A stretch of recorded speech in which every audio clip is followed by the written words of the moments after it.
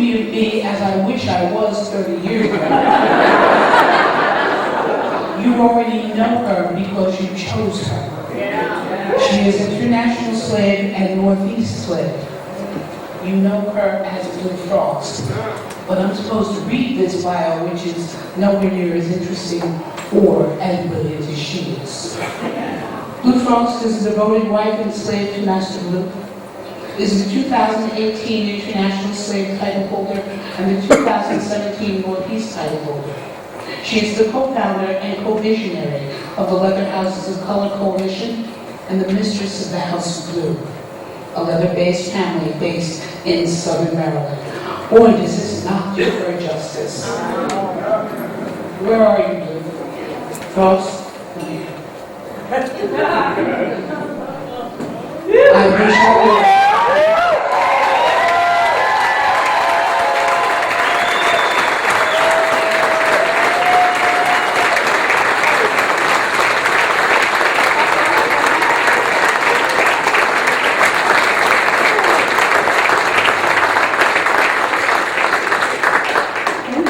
Thank you very much.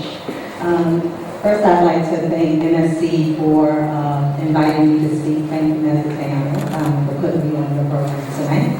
I'd also like to thank my master, Mr. Blue, for allowing me the privilege to accept it. So thank you. So I thought a lot about what I wanted to say this evening.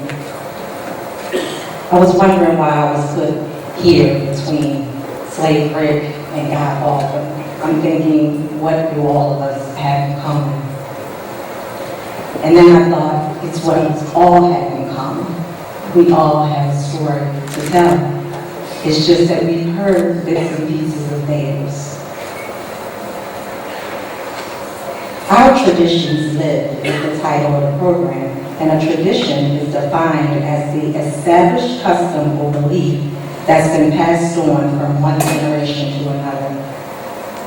As I processed that definition along with the theme of this year's conference, I thought about the way forward and what traditions that I thought should remain as the journey continues for the master slave community. That was tough. I thought about all of the people who live these authority exchange relationships and the problems of the folks who will come behind us. You see, lots of people have an issue with the titles master and slave. Is that something that we should consider changing so that the new generation can come through, unburdened and untethered with that terminology? I agonized over it. I asked the universe to speak to me and give me voice, give me words, give me strength, and give me power. Last night, we heard the rousing keynote of Slave Rick, where he called for the pioneers of the next generation to make themselves visible. I hardly slept a wink last night. I thought about answering that call. I thought about that terminology. I thought what and why. When I woke up this morning, I realized the power of the words and why we need to use them. Why that tradition needs to continue. You see, we're Americans for the most part, and all we do is we think about it in an American connotation, and it hurts us more than it helps us. We think about slavery in terms of enslaved men, which is not at all what it is that we do. So we struggle with being able to defend that to other people. First, figuring it out within ourselves. For me, it took a whole year. I was triggered a lot thinking about those things. But then I had to do some internal work. I had to dig deep down inside of myself. And I had to bring forth the spirit of my ancestors who actually were slaves. and think about what they would have thought if I carried the name slave. And then I thought they thought how powerful that would be. For whatever reason, you decided that slave is a negative connotation, and of course we all know that it's not. And so, I thought about the strength that it takes, the power that it takes, the resilience that it takes. And those things are all the things that it takes to keep our master-slave journeys going. Resilience, power, strength. That's how we keep going. Then, I thought about all of the things that are presently going on in our community. We have an expanding group of people that are widening to accommodate any and all injustices, and it leaves us feeling stuck in an ever-spinning internet call-out culture. From racism to transphobia to the master slave monikers, everything is being called out. But then I thought, we have to answer the call. And how do we do that? It's of great importance to call out when we see injustice. It's of equal importance, however, how it's done. And what I've observed over the last few months is appalling.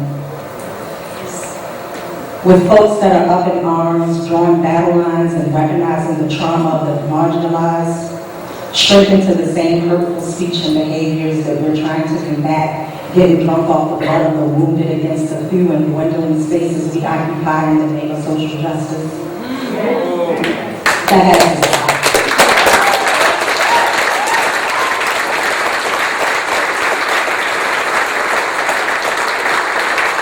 There are far better ways and more effective ways for social activism. And activism is the answer.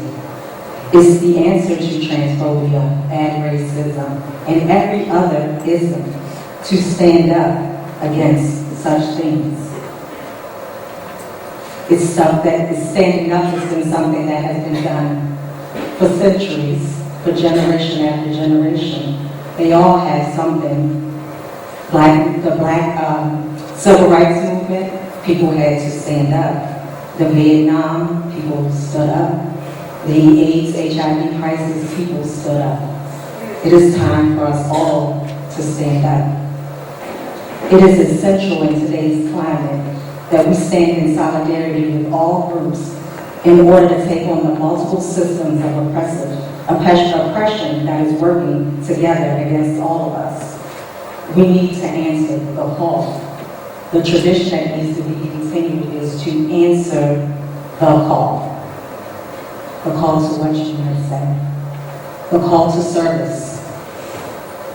To serve your community to the best of your ability. In 2017, my master and I stood on the stage, on the MSC stage, to run for the Northeast Master and Slave title, and we ran on the platform of context, perspective, and understanding. What that meant for us as we traveled the country was for us to gain context on how each person lives their life and their journey in the skin and the orientation and the identity that they're in. Gain context, see their perspective, understand where they may be coming from. And when that happens, you can gain understanding. We are not all going to agree all the time, and that is okay. But what we can't do is tear each other apart. When did diversity become just about your skin color or just about your orientation? Why is there no diversity of thought? Why do we not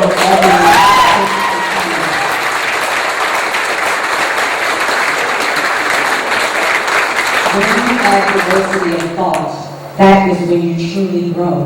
That is where you step out of your comfort zone and you become a human being because you put yourself in the same empathetic space as someone else. Sometimes we say it's easy. It's easy for a marginalized person to understand some of what another marginalized person goes through. It's not so easy to understand somebody who comes from a totally different place than you.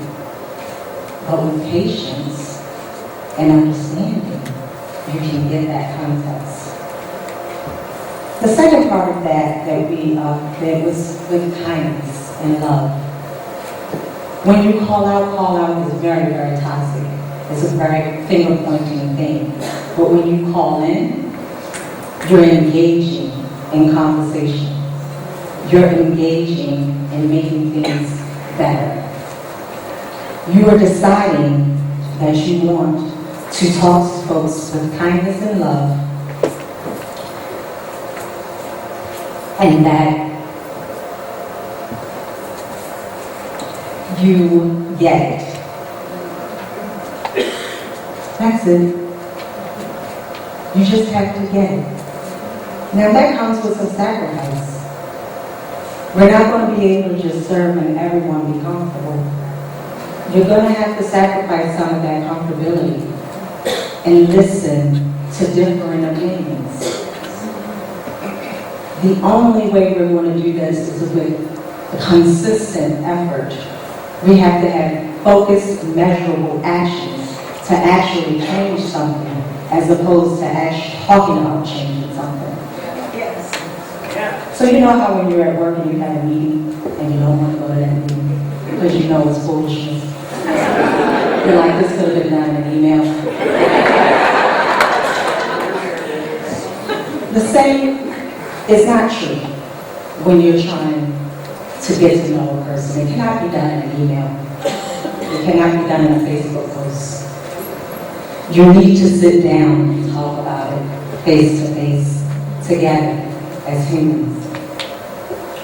So what I'm asking for the next generation to do is to serve with sacrifice, put some skin in the game, and make it better.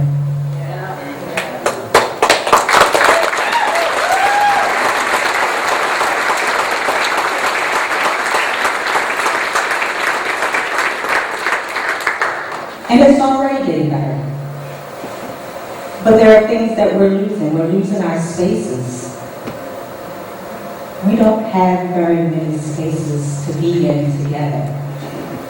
So we're facing the challenge of creating the intersectional safe space for everybody. Everyone needs their own safe space where you're with people who think like you, act like you, behave like you, love like you.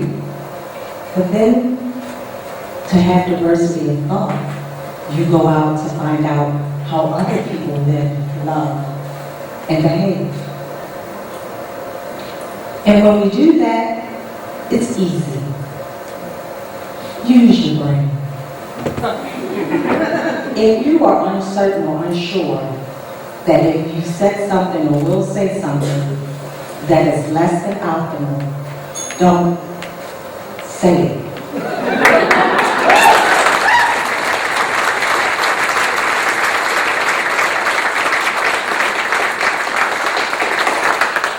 We all can think before we speak, but we are all humans who will make mistakes. So, in love, let's give some grace. If a person has done something that has a personal affront to you, go to them. Talk to them. Lay it bare. This is my issue. Can we somehow work it out? If you can't work it out, you can still be civil to one another. You do not have to decide that that person no longer has any valid point of view or anything that they've ever done is now canceled out because of a mistake.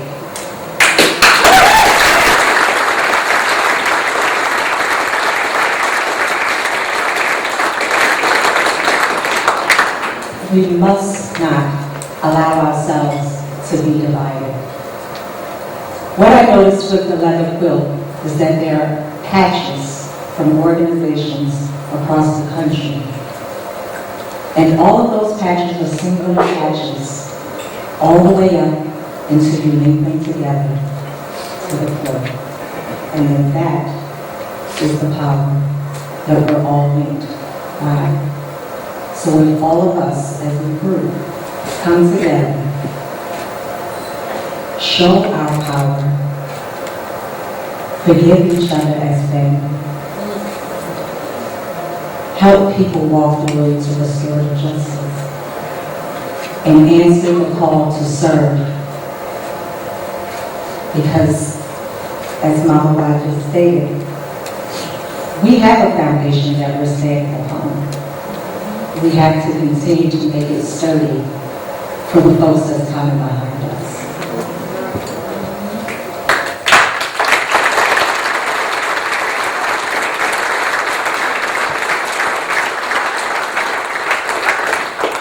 So I want to leave you with this. Our traditions live because we make them live. We help them grow. We get better and better and better. So when we go through these dumpster fires, just remember that we each have a fire extinguisher. And we each have the power to help one another, and collectively we will move forward stronger and better than ever. Thank you.